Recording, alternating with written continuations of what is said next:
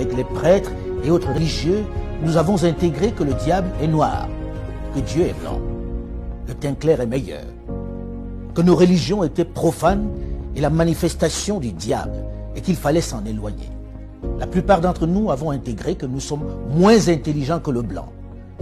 Nos sœurs et nos mamans ont intégré le fait que les perruques, les moumoutes, longues et blanches, étaient plus beaux que leurs cheveux naturels. Il est venu le moment de sortir de cet obscurantisme. Il est venu le moment pour une jeunesse désormais bien formée et ouverte sur le monde, d'élaborer le narratif des Africains, de raconter notre histoire, de magnifier nos valeurs, de vulgariser notre savoir, notre conception de la vie. Bref, de récupérer la parole qui nous a été arrachée et de parler de nous, sans complexe, avec fierté.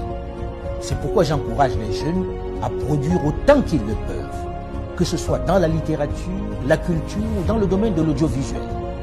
Les programmes sur nos médias doivent ressembler à nous. Ils doivent refléter nos réalités. Nos feuilletons, nos films, nos jeux doivent ressembler à nous. Fini le mimétisme.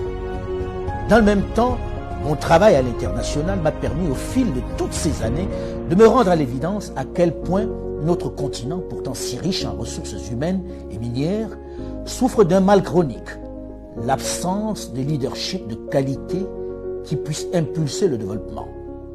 Pendant longtemps, les diplômés, les cadres se sont trop contentés de gagner leur vie dans de grosses structures, abandonnant trop souvent à des aventuriers, des voyous de tout poil la gestion de notre bien commun. Des politiques sans vergogne qui se sont enrichis, plongeant nos pays dans l'abîme et le chaos. Il devient urgent pour cette jeunesse bien formée, avec de vrais rêves et de réels potentiels, de s'engager en politique pour donner un cap à nos territoires. C'est eux qui doivent mettre un terme à cette pandémie qui fait plus de victimes que le paludisme, Ebola et le Covid-19. Il faut s'engager en masse en politique et travailler à changer les paradigmes.